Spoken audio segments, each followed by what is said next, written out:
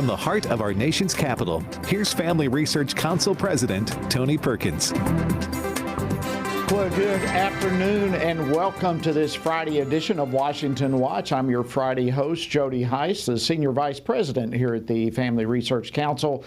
An honor to be with you, and thank you so much for joining us on this very special edition. Coming up today on Washington Watch, the House Speaker position in Congress remains vacant as Republicans scramble to fill the position.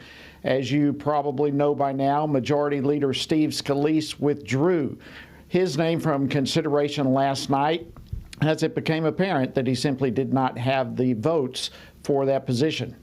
It's been quite and there's still a long way to go.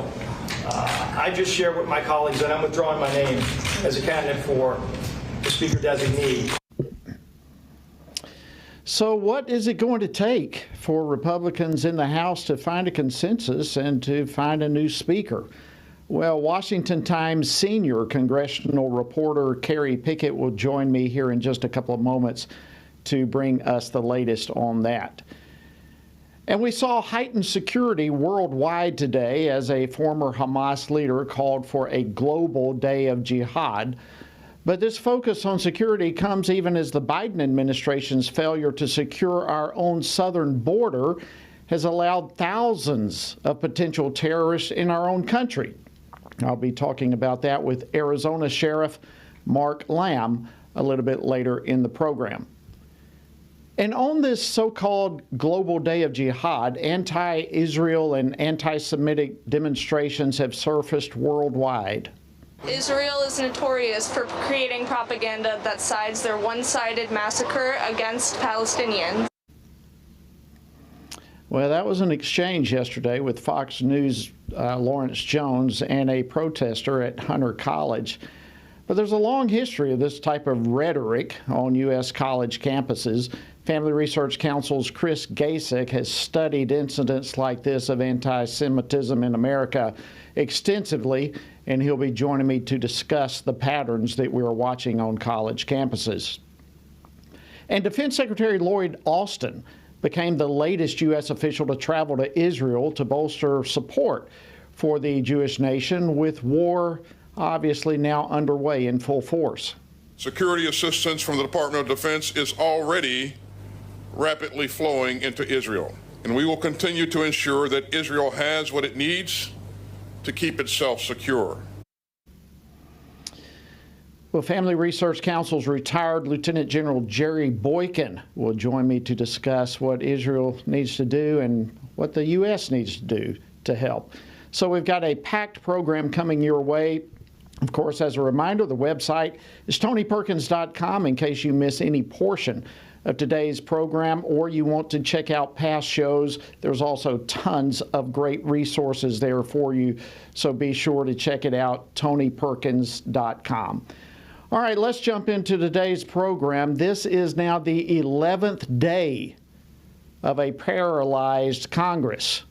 House Republicans are continuing their scramble to try to fill the position of House Speaker as Kevin McCarthy was ousted, and obviously it becomes more and more of an important issue as war continues in Israel and the clock continues to tick towards November 17th, which is when our government funding deadline takes place.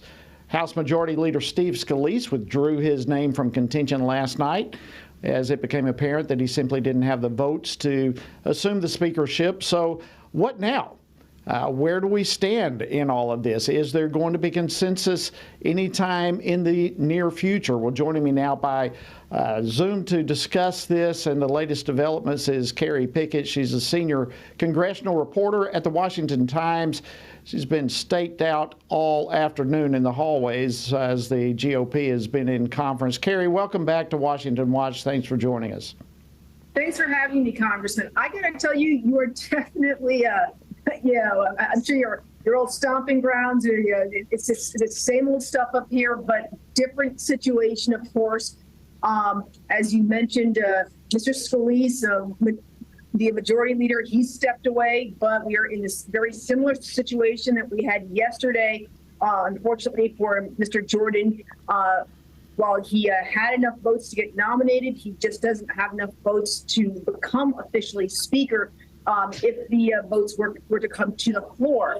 So in the first round, he was about 90 some odd votes short. In the second round, he was about 70 some odd votes short. He was going up against Austin Scott, and he's a Georgia congressman, of course. Many people thought that Mr. Scott was a sort of a proxy sort of candidate going up against Mr. Jordan, maybe a protest candidate, but still, as of now, even though Mr. Jordan is the official nominee for the GOP, he still is short, several votes or a number of votes. He's going to have to make up that gap. Right now, the Republicans have left, and they are planning on coming back Monday.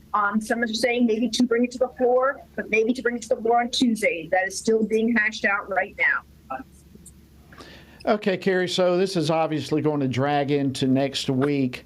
So where do we go from here? Jim Jordan, the official candidate, will they come back next week and vote exclusively just on him and see how many votes he's going to have? And if he does not have 217, what happens? Well, that is a big question. You see, you have a faction of Republicans who are saying, look, guys, we have to just make sure that before we go onto the floor that we have 217. So over the weekend, you're going to have the Jordan team who are going to be whipping votes to make sure that he has the support he needs. So then when they go to the floor, they can be confident that they're not going to go into 15 rounds like Mr. McCarthy did back in January. And so at that point, the Republicans and the Democrats can start to legislate. And as we obviously are seeing right now in the Middle East, there's lots of horrific situations happening there. There's already a bipartisan resolution right now to deal with this. But as of now, the floor is paralyzed. Yeah, I mean, that is the whole point right here. We have Congress that is paralyzed, and there are so many major decisions that are facing the world and facing our own Congress right here, from a deadline coming up in November 17th with our own government funding, but then you add what's happening in Israel and so forth. I mean, these are major issues. Now, you mentioned a while ago that some are looking at Austin Scott's position as perhaps a protest vote. Do you think that really is what's going on here? And is that protest, in your opinion, going to linger? Or do you think Jim Jordan perhaps is going to have the ability to tie back in some unity? I think the Austin Scott vote is not going to linger that much. I think that sometimes, as you very well know, they like to make sure that there doesn't appear to be a coronation for whoever is eventually the nominee. And now that we're going into next week, I think there's going to be even more pressure to make sure that there's some sort of speaker. And keep in mind, there's also a huge faction of Republicans who are saying, look, we don't care who it is at this point, whether it's Mr. Jordan or if it's Mr. McCarthy or if it's Mr. Scalise, just give us a speaker so we can move forward at this point. Well, it's going to be extremely interesting to see what happens. Is there sentiment that you believe in terms of all that's happening around the world right now to get this resolved pretty quickly? As time moves on, I think there's more lawmakers who are coming around to that. The problem here, Mr. Heiss, though, is that you have this extraordinarily small margin. And the thing here is that as long as you only have four Republicans who have issues with the Republican nominee, whether it's Mr. Jordan, whether it's Mr. Scalise, or whomever they put up, they can hold up this particular speaker nominee. Doesn't matter who it is. Well, listen, I want to thank you so much, Carrie, for joining us. Thanks for all the work you do with Washington Times. We appreciate it very much. Thank you for coming on Washington Watch. I want to swap over, if we can, now to Representative Alford, who's got the latest with us. Congressman, thanks for joining us.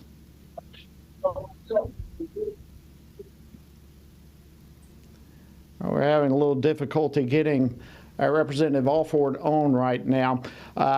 Maybe we'll get him here in just a few moments. But y'all listen, this is an extremely critical situation that we have happening right now. As Carrie just mentioned, we have so many issues that are facing our country right now from what's happening in Israel. I mean, that alone is one of the issues of massive importance. And the reality is, and this is why it's so critically important, that we get as rapidly as possible, the new Speaker of the House, is that Congress is paralyzed.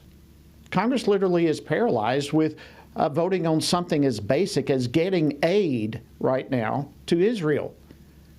Well, this is an extremely important scenario for us to be able to get on top of. In addition to that, as I mentioned a couple of times with Carrie Pickett from the Washington Times, we also have the situation here in just a short period of time, the funding of our government runs out.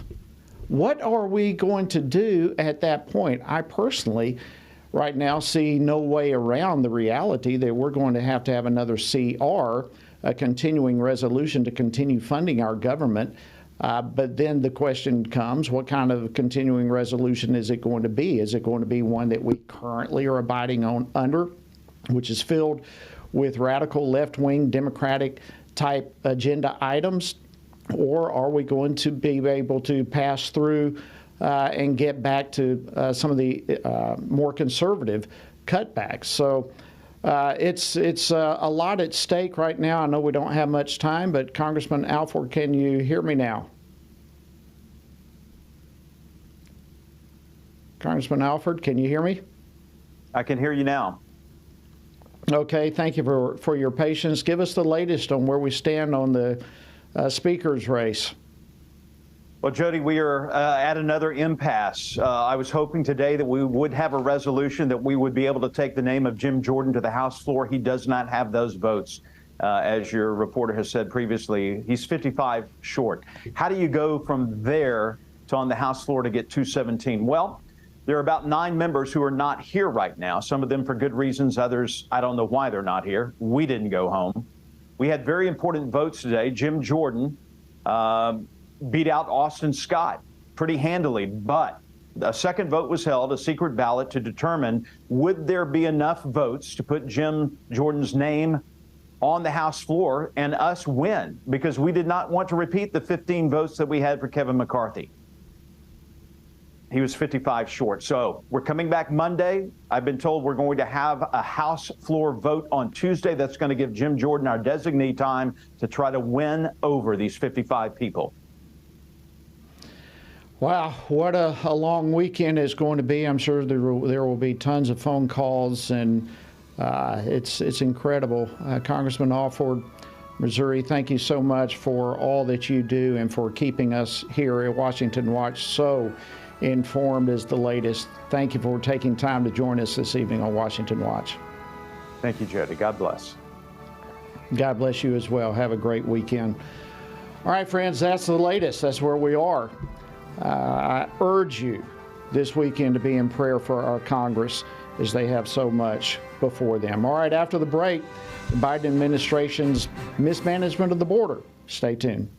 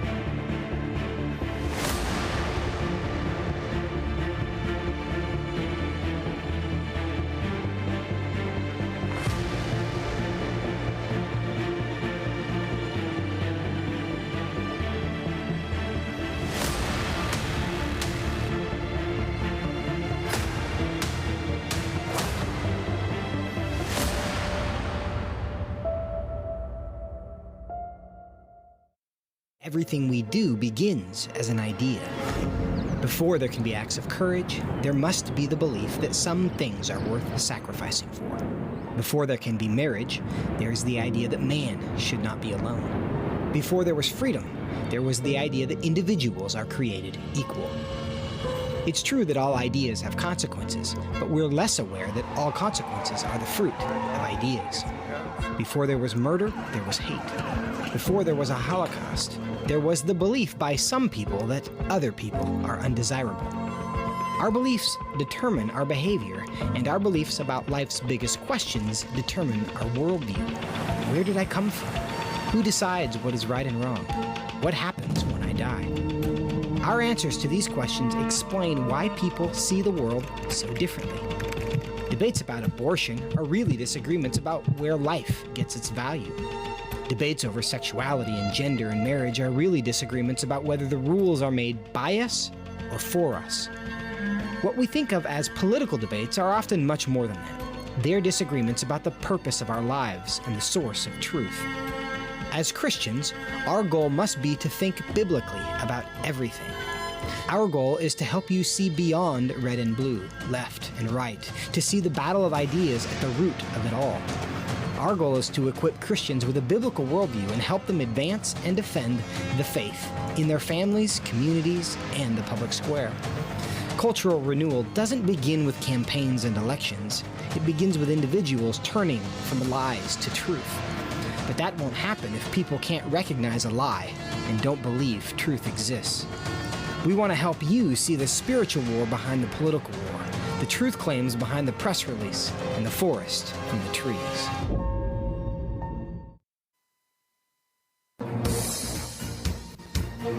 Good afternoon. Welcome to this Friday edition of Washington Watch. I'm your host, Jody Heiss.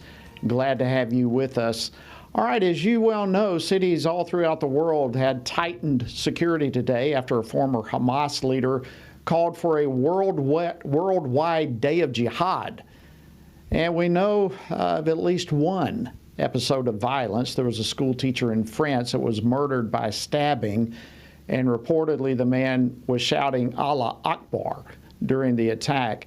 But closer to home, U.S. authorities in border states are continuing to sound the alarm that the Biden administration's mishandling of our border control has left our own country exposed to potential infiltration by terrorists.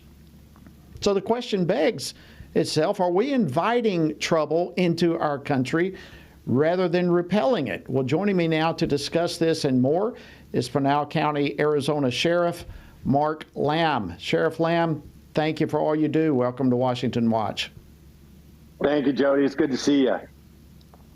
Great to see you again as well. All right, listen, we've got heightened security all throughout the country, all throughout the world for that matter today in response to the day of jihad today. How did your department handle and approach today? Well, out in Arizona, the day's not over yet, but we had our SWAT guys active. We broke it up into two different branches of our SWAT. That way we could cover all the county. We're the size of the state of Connecticut out here in Arizona, so we had a lot of cities within our county, and our guys did the best they could to prepare. We made sure that we were full staffed, and we've been fortunate enough to have no incidences. I talked to some guys down in Phoenix, likewise, at least with the troopers. They hadn't seen anything, so we've been blessed. But, part of that is because all across this country, I think a lot of agencies were prepared. Yeah, absolutely. And listen, we all thank God that there have not been any instances here to this point in the United States. And what a blessing it is to have leadership like yours and so many of our law enforcement across this country. Let me just be frank with you, Sheriff. The Biden administration has failed, particularly states like yours, in the way that it's mishandled the border crisis. And I know you have been very vocal in talking about this, but when you bring into the equation what happened last week in the horrific attacks in Israel, how does that highlight and magnify, underscore the importance of securing our own southern border? Well, I've been saying for a while, Jody, that this is the greatest national security threat to America.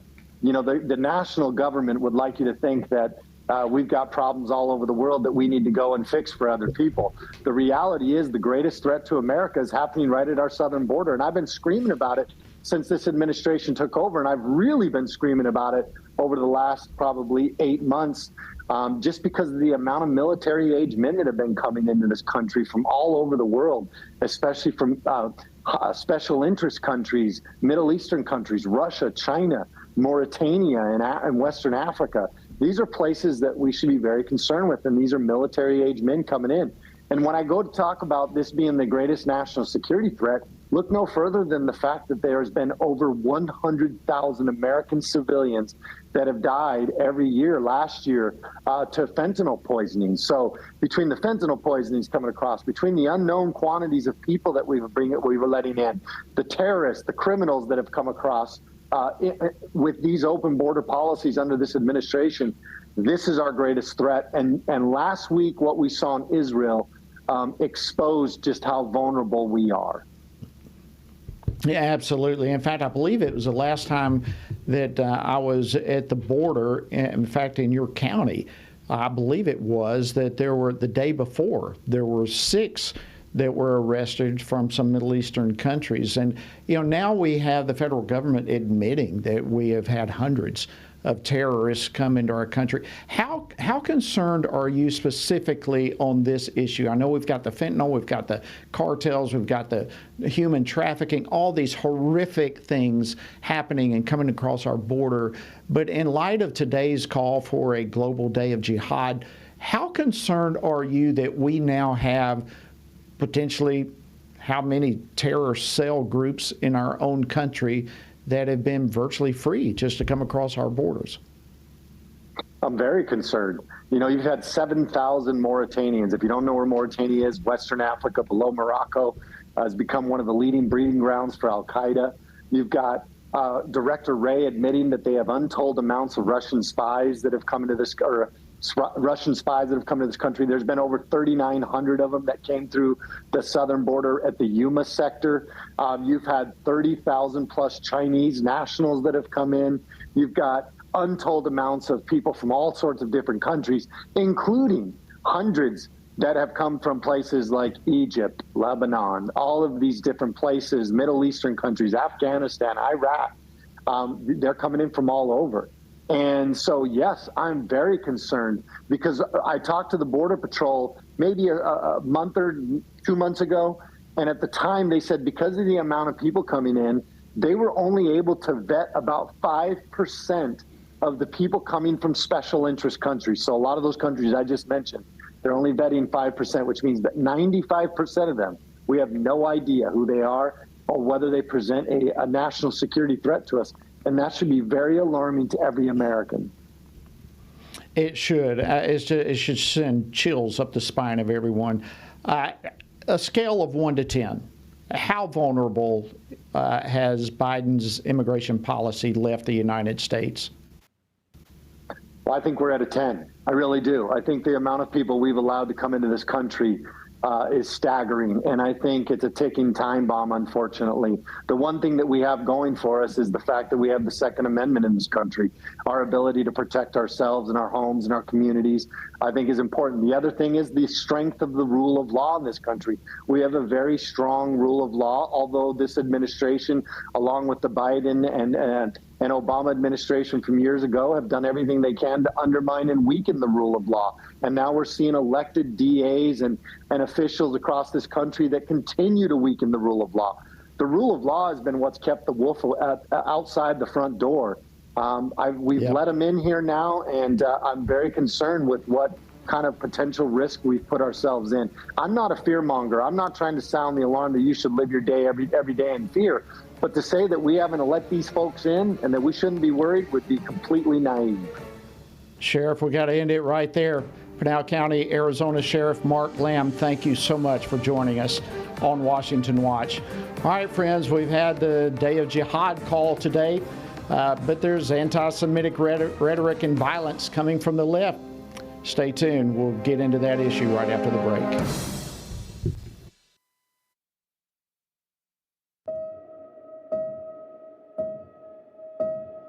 All of us are born with the desire to find truth and meaning. Where did I come from? What happens when I die? While our answers to these questions may divide us, we are united in our need for the freedom to answer life's biggest questions and make life's biggest decisions for ourselves. That's why religious freedom matters for everyone. Religious freedom matters because the powerful have long wanted to control those who are less powerful. Religious freedom matters because the freedom of those who are different is often threatened by those who believe different is dangerous. Leah Sheribu, a Christian teenager in Nigeria, remains a captive of Boko Haram for her refusal to renounce her Christian faith. Chinese pastor Wang Yi is serving a 9-year sentence for speaking publicly against the Chinese government. All of this because people in power decided different is dangerous. At the Center for Religious Liberty at Family Research Council, we promote religious freedom for everyone because the only alternative is religious freedom for no one. We encourage Americans and the American government to engage and advocate for the persecuted, and they do. We work every day to bring good news to the afflicted, to proclaim liberty to captives and freedom to prisoners. We do it because that's what Jesus does. We work to give freedom to others because we ourselves have been set free.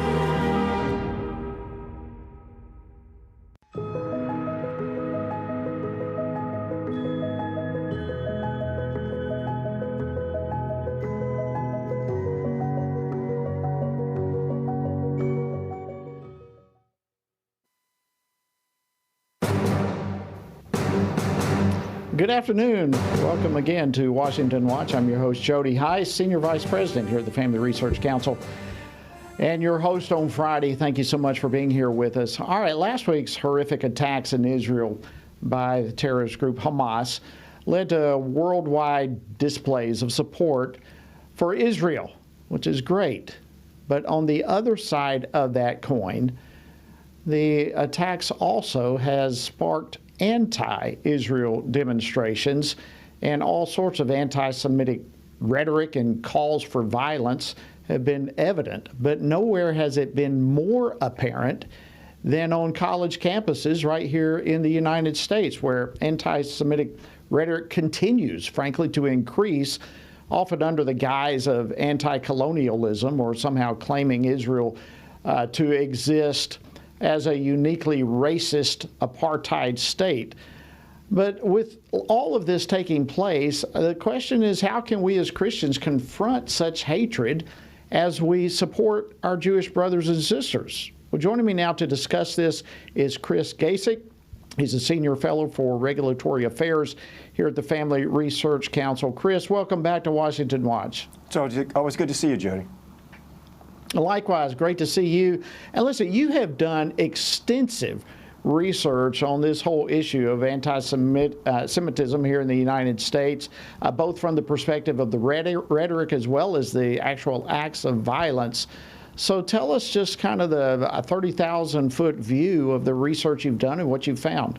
Well, we've done 2 papers here at FRC on anti-Semitism, and the first one in 2018 was about anti-Semitism on college campuses, and that came about because I noticed that there was just a level of it that I never imagined possible, so I started looking into it. And then Leila Gilbert and I did a paper in 2021 about 100 anti-Semitic attacks and incidents that we found all across the United States, and tried to sort of break it out and look at that, but that wasn't confined to college campuses. Regarding colleges, though, I think what you have is sort of there's a sort of a twofold reason for this occurring. So there's a group that Rabbi Mencken mentioned yesterday called Students for Justice in Palestine, which is basically there are 200 chapters of this organization at least on college campuses or university campuses. They're pretty much all the major schools in the United States. It's essentially an Islamist kind of a front group, masquerading as an organizing and anti-Jewish action front in all these college campuses. And I would say just bluntly, any school that has an SJP chapter is is in my way of thinking, it's per se a hostile environment for Jewish students. It just is not possible for it to be any other way. All of this anti-Semitism has also been institutionalized in the schools themselves by Middle East studies departments that are popularized, they're populated with professors who are, anti-Zionist, they're Middle Eastern, they really, they hate Israel, and they're not too fond of Jews either. So that's widespread throughout the academy. But one of the things, you just touched on something I just want to mention, and people can go and look at the textbooks that their kids have, or even probably in high school. I would imagine this is filtered all the way down. And it is this term decolonization, colonizers, this whole sort of set of rhetoric about colonialism. And it traces back to in 1961 to a Marxist named Franz Fanon. And the amount of citations this book and this man have received, he died in 1961, but he was basically a French, Caribbean who went to France to study, fought in World War II, and wrote this book as he was dying. But it's the Bible of Marxist anti-colonial theory. And this is what you read about. And basically, decolonization is the violent overturning of everything in a society and every structure and every institution that it has. And that's what's just coached and coached and coached into young people at colleges. It's stunning. Let me just ask you this, kind of bring down, I know the clock is ticking on us here, but is there a chance, particularly in light of what's just happened in Israel, that all of this anti-Semitism at college campuses and beyond is going to backfire? I mean, even things like the BDS, the boycott, divest, and sanction movement, and all this rhetoric and teaching, is it going to backfire, do you think? I think one of the things that's happened is that, like you turn the lights on and the cockroaches are all running around. This is a Florida phenomenon that I'm used to. Yeah, I mean, I think the Band-Aid has been ripped off the wound, and now we kind of see what's really going on, and Jewish students being attacked the day of or soon after, these horrible, I mean, this wasn't some kind of minor incident that nobody knew about. I mean, these are, 1,300 people being slaughtered, and so what kind of beast? What kind of beast on two legs kind of can operate and even think in this manner? And so you don't know, and unless you are sort of made aware of things like, that something like Franz Fanon and all his works are being taught to your kids at school. You need to ask your state representatives. You need to find out, is there a Students for Justice in Palestine chapter at the schools in your state? Because there shouldn't be. And these are vile organizations, and I mean, I think the positive side is that the light has exposed the darkness, and we can start to at least talk about this in a way that we weren't able to before, because no one would have believed us. Absolutely. Well, it's why we as Christians have a duty to stand up to this kind of hatred. Thank you, Chris Gasick, Senior Fellow for Regulatory Affairs here at the Family Research Council. Thanks for the incredible research, and thank you for joining us. All right, friends, after the break, Israel's military response to the terror attacks from the Hamas, as we all know, is big time underway right now. But there's a lot still to come. General Boykin will be joining me after the break to break it all down. Stay tuned. You don't want to miss what's straight ahead.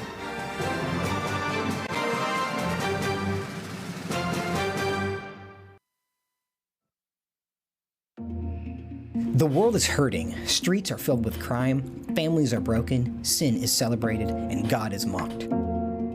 Everywhere we look, the wages of our sin are on full display.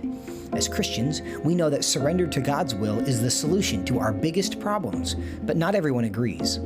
Even in church, we hear people say the most important thing is to be tolerant, that we shouldn't impose our morality on other people, and that loving our neighbor means celebrating what they do.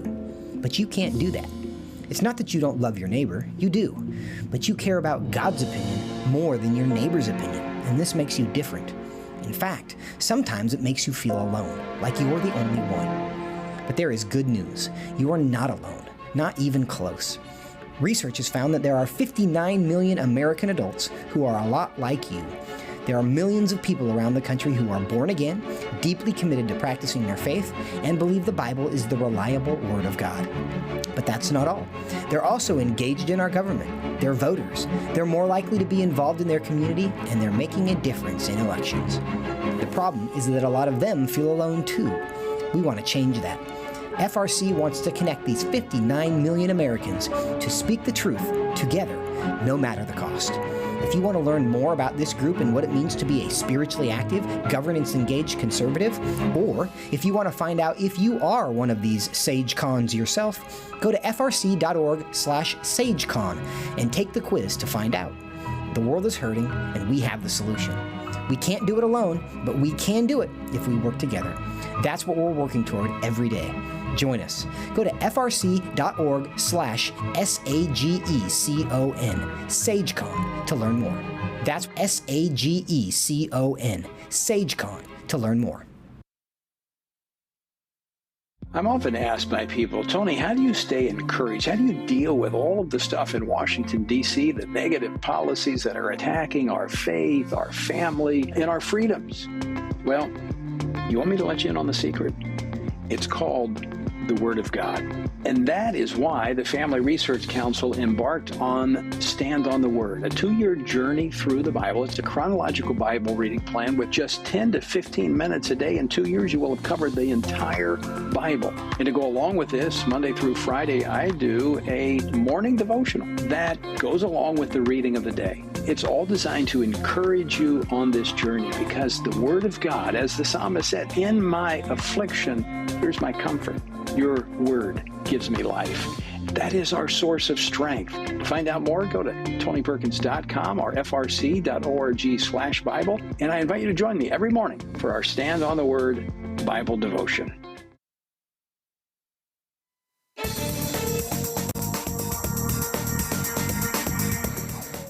Kramer. Well, first of all, let me just say thank you to FRC and their staff for doing two things that I think are so important in representative government.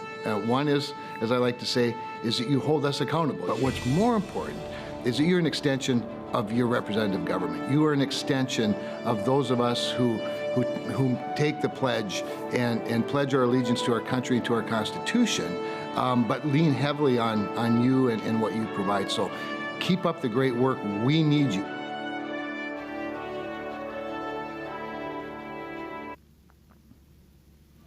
Thank you so much, Senator Kevin Kramer from North Dakota. A great voice he is for America and a great friend of the Family Research Council. Good afternoon. Glad to have you back here on Washington Watch. I'm your host, Jody Heiss. All right, you probably heard Tony mention just yesterday that the Equal Employment Opportunity Commission, the EEOC, they've just released a new proposed rule to undermine sex-segregated spaces and at the same time to massively stifle free speech in the workplace. They've expanded the definition of what constitutes workplace harassment. And it's unbelievable. Some of the examples, if you use the wrong pronoun at work, that could now be workplace harassment. Or, having a different opinion about separate bathrooms, separate locker rooms, separate showers for men and women based on biological sex rather than sexual identity, or even voicing opposition to things like abortion or contraception or that type of thing. All of this can now be considered workplace harassment. Well, you have until November 1st to give a public comment about this, and we urge you to do so. The more people that comment on this, it can really help move the needle for us. So we are encouraging you, and here's the easiest way for you to do. Simply text the word speech, as in free speech. Just text the word speech to 67742, and then you just follow the links, and that will put you at a place where you can submit a public comment on this. It's extremely important that your voice be heard. So text the word speech to 67742. All right. Defense Secretary Lloyd Austin met with Prime Minister Benjamin Netanyahu today in Tel Aviv. And during their meeting, he had this to say. As you know, I was the guy that initially put the ISIS campaign together, and I know a lot about ISIS, and this is worse than what I saw with ISIS. That's a powerful statement. Friends, this is worse than what he saw with ISIS. That is just stunning. Secretary Austin also announced that the Pentagon is already supplying munitions, air defense capabilities, and other equipment, as well as additional interceptors for the Iron Dome to save Israeli lives. And, you know, Israel is in an extremely critical situation right now, and that kind of support coming from Secretary Austin and the United States is extremely important. But what's to come next? Well, joining me now to discuss this and more is retired Lieutenant General Jerry Boykin. He serves as FRC's Executive Vice President. He spent the last 4 years of his brilliant 36-year military career serving as the Deputy Undersecretary of Defense for Intelligence. He was also one of the original members of the U.S. Army's Delta Force, which of course was established to focus on counterterrorism and hostage rescue operations. So, General Boykin, welcome back to Washington Watch. Always great to see you and have you on the program. Thank you, Jody. I'm glad to be with you. Well, let's jump into this. I don't know of anyone more equipped to deal with these issues right now than you. We've got the Israeli counterattack that obviously is already underway. The IDF is conducting raids both on Hezbollah and strongholds in the northern border up with Lebanon, and at the same time, a lot of strikes still taking place in Gaza. So from your perspective right now, looking at just the overall, what's your assessment of what's taking place so far? I think most of what you see, other than the bombing and the shelling by the Israelis, I think most of what you see is a reconnaissance to try and locate the hostages. This is a big issue for the Israelis because there are Americans being held. And I can assure you that those people on the ground in there include some Americans, our special operations that are experts at hostage rescue. But the key thing to hostage rescue is good intelligence, and I think that's what they're doing. The ones that we know are on the ground in there. They're in there looking for the hostages, and I pray that they'll find them before the end of this campaign in there in the Gaza Strip, because ultimately these people will be killed if we can't find them in time. Yeah, and we all join you in those prayers, General. Yeah, I think part of this, and you tell me, the fact that Israel's called for civilians to evacuate from Gaza, that in itself is an indication, it seems to me, that they have intelligence. They know where Hamas is, which probably is where some of these hostages are, and that they have full intention of going after them. Are we barking up the right tree there? Absolutely. They are going to have a ground war, and everybody needs to keep that in mind. And it's going to kill non-combatants, and there's no way to avoid it. But look, the Israelis have given them an opportunity now to get out. And I will tell you that this is the way they have to operate. And I saw them one time when I was living over there. I saw them one time go into the Gaza Strip and to blow up a house that had munitions and weapons and all. And they called the people that lived in that house. They called them on the phone and they said, "We're coming. We know what you've got in there, and we're going to blow you up. Get out. You got 5 minutes. Get out." So the people in the house there ran to the top of the building, and they're all flat roof buildings over there. And that was to provoke the Israelis, thinking the Israelis would not shoot, would not fire on them. And then the Israelis brought in a helicopter, and in one corner, they fired off probably 15 or 20 rounds. And that got their attention, and they realized that this was your last chance. And the next thing you saw all of them at a double speed getting out of that building and getting away, and just as the munitions went off. And I'm telling you, I don't know what they had in there, but it was powerful. That's the way they have to operate. And I don't know of any other military in the Army or in our military that has to operate like that. Yeah, and Israel is always, and just because of that reality, this is the way they operate. When they are telling civilians now to evacuate, I mean, that's serious. Like you just said, they better evacuate. But on the other hand, we have Hamas now preventing the evacuation. What happens in that scenario? That's on the backs of Hamas. Hamas is responsible for everything that has happened up to this point. There is nothing, no one killed, nothing that Hamas is not responsible for, and we have to remember that. And I'll tell you, Jody, I'm really concerned now with all of these protests and everything, because this is the pattern that we've seen for decades, is everybody stands with Israel for the first week, and then everybody pushes Israel to somehow to bring this whole thing to an end, and they lose their ability to stay focused on what has happened here. And what has happened here is a terrible, brutal, even demonic attack on the Israelis on a holiday of all things. And I think, Jody, I think that this is going to go on for a long time. Yeah, and I agree. I mean, you look at even the United Nations now, the global pressure, like you said, everybody's for Israel when it first happens, but the global pressure is probably going to change. We're already seeing it with the UN calling on Israel to go down a pathway of appeasement or whatever. But I have to say this, I applaud the support for Israel that has been shown by President Biden and Secretary Blinken and Secretary Austin. This is good. America needs to stand with Israel. But this is taking place while we're also providing billions of dollars in support for Ukraine. We've given this billions of dollars, potentially still has not reached them, to Iran.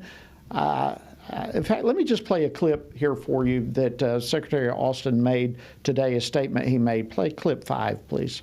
The United States is the most powerful country in the world, and we remain fully able to project power and uphold our commitments and direct resources to multiple theaters. So we will stand with Israel even as we stand with Ukraine. Great comment. I'd like to get your assessment of that. Can our military handle both of these efforts simultaneously? I'll tell you, from a material perspective, I'm getting very concerned about all of the military equipment that has already gone out, and I support the Ukrainians, but we've got another equation now that we've got to think about in terms of how far can we go with regards to depleting our own supplies to support our allies. And I will tell you, if I had to make a choice, I'm afraid I'd have to go with Israel. Wow. That's sobering to hear. And yeah, you bring up a great point. What was it, $85 billion or something in that ballpark of weaponry that we left? That much of that has now been taken. Let me throw another equation your way and get your reaction to this. We have this now going on in Ukraine and Israel, but then we have other bad actors in the world. What about an adversary like China trying to go into Taiwan right now, or North Korea doing something crazy? At what point are we stretching ourselves too thin as a U.S. military? In other words, does what's happening now provide an opportunity, maybe that's the best way of asking it, for a China to invade Taiwan right now because we're preoccupied? Absolutely. And I think we are just about at the breaking point. with regards to what we're providing to not only to Israel, but also to what's going on in Russia and the Ukraine. So I think we're there. And now we do have one ace in the hole, and that is our industrial capacity, our capacity to crank out military materiel, weapons, ammunition, missiles, all kinds of things. But we've got to start it now. We've got to get on it now. And I will tell you what that means to me, not being a politician, is we got to cut back on some of this nonsense, and particularly like what it's costing us to maintain an open border and to take care of all the people that are coming across. That is one place, as far as I'm concerned, we ought to start right there and then get our capacity to actually put things out that are going to be useful with both of these allies that I was talking about. Well, absolutely. Great point. And another thing we've got to get taken care of is the Speaker of the House. I mean, we cannot have a paralyzed Congress when we have so many of these issues facing us as a country that could have massive ramifications. There's another ace in the hole, and I know you would totally agree with this. You're talking from a military perspective, but we have the body of Christ and we have the power of prayer. Now is the time like never before.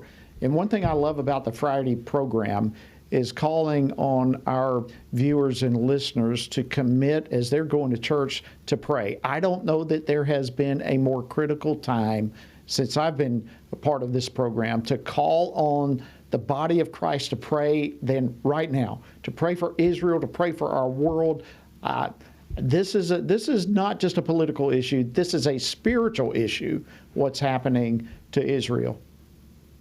Yeah, do not forget that land that the Israelis live on is covenant land. That land was given to the Israelis. It's not an occupied territory, as so many today out there were talking about. The other thing is, God gives us a very clear message when he says, I will bless those who bless you, and I will curse those who curse you.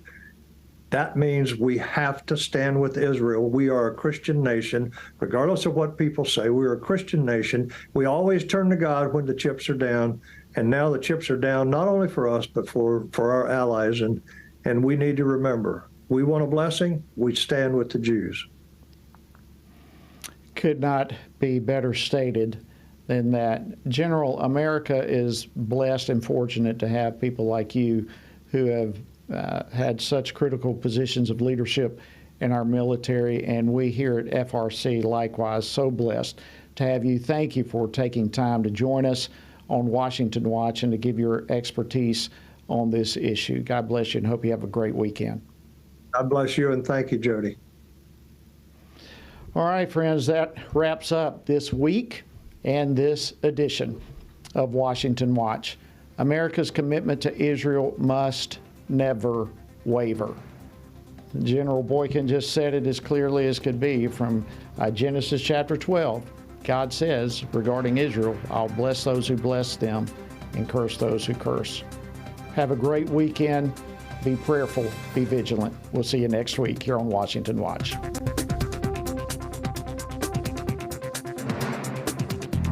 Washington Watch with Tony Perkins is brought to you by Family Research Council and is entirely listener-supported. Portions of the show discussing candidates are brought to you by Family Research Council Action. For more information on anything you've heard today, or to find out how you can partner with us in our ongoing efforts to promote faith, family, and freedom, visit TonyPerkins.com. Also, to leave a comment about Washington Watch, call our watch line at 1-866-372-7234. That's 1-866-372-7234.